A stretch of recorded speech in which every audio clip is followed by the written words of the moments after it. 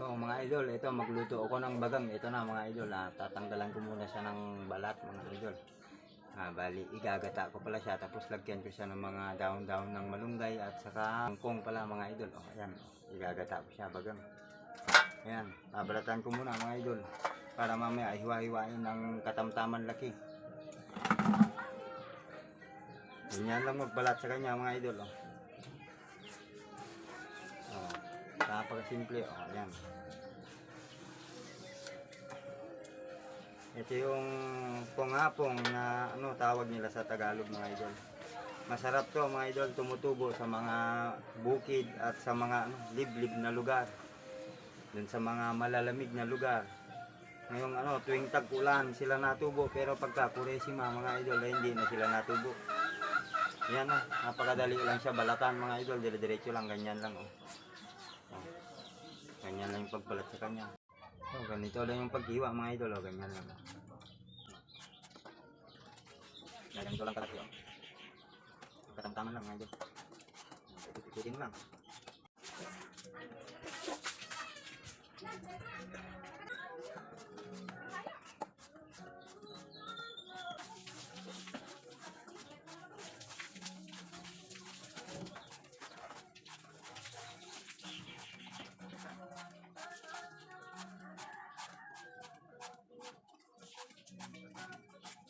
Bali, pupunta pa ako manguha ng mga isasahog na gulay mga ka-idol para mas lalo sumarap yung lulutuin ni idol.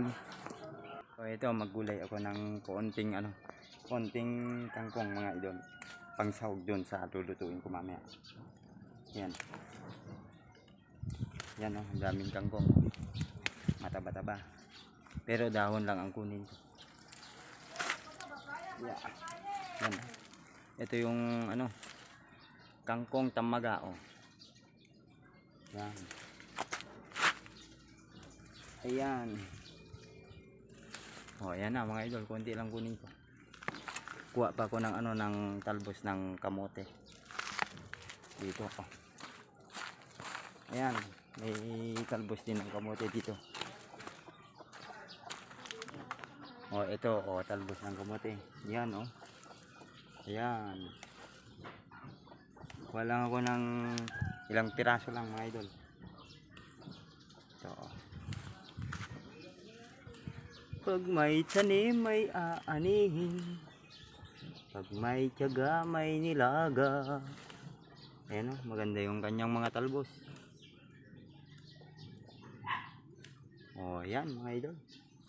Kuha lang ako ng konti ilang piraso lang mga idol. At kukuha rin ako ng ng malunggay doon sa may poso. Ayun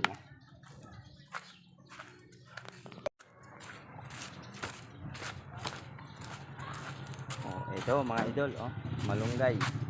Kuha lang ako ng ilang piraso lang din na kanyang dahon. Yan, kalbuang ko na po. Yan mga gulay na fresh mga idol.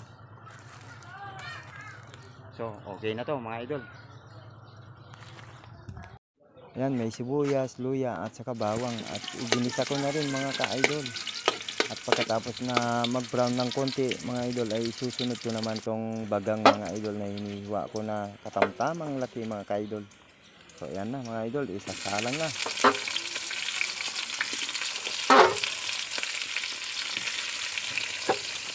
Ayan na, halos mapuno yung isang palayok pero liliit yan mga idol dahil hindi pa siya naluto at may manok din dun ng itlog mga idol tabi ng lutuan na gulay. Pagkatapos niya na akin man halu-haluin para yung babae hindi masunog mga idol at lalagyan ko rin yan ng isang basong tubig para sakto sa kanyang pagkaluto mga idol.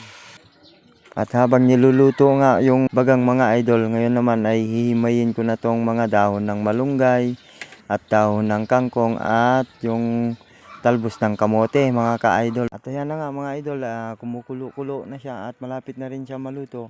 Ngayon naman ay ilalagay ko na tong Coco Mama Fresh Gata mga ka-idol para mas lalong sumarap yung lulutuin ni idol. O yan mga idol. Konting luto pa dyan mga idol at ilalagay ko na rin yung mga sangkap-sangkap na gulay niya para mas lalo sumarap yung lulutuin ni idol. O, hinalo-halo ko muna ng kaunti mga idol. So ayan mga idol, titikman ko naman yan kung sakto na yung timpla ko. Yun mga idol, the best talaga mga idol. Saktong sakto yung timpla na idol. Yan, konting luto pa mga idol at ilalagay ko na yung mga sangkap na gulay mga idol. At ito na nga mga idol, ilalagay ko na itong mga sangkap na gulay. Inuna ko nga pala itong talbos ng kamote at pagkatapos nga pala mga ka-idol, isinunod ko naman dahon ng kangkong mga ka-idol. At pagkatapos nung dahon ng kangkong, sinunod ko na rin tong dahon ng malunggay mga ka-idol para mas lalong sumarap-sarap itong lulutuin na gulay. At ayan na nga mga ka-idol, luto na ang aking mahiwagang ginataang na bagang mga ka-idol. O yan na naman yung ulam ko ngayong pananghalian mga ka-idol. So paano mga ka-idol, hanggang dito na lang muna at maraming salamat sa inyo mga ka-idol, and kain na rin po kayo at kain na po tayo ng pananghalian. Mag-ingat po kayo palagi mga ka-idol, and thank you. God bless all mga ka-idol.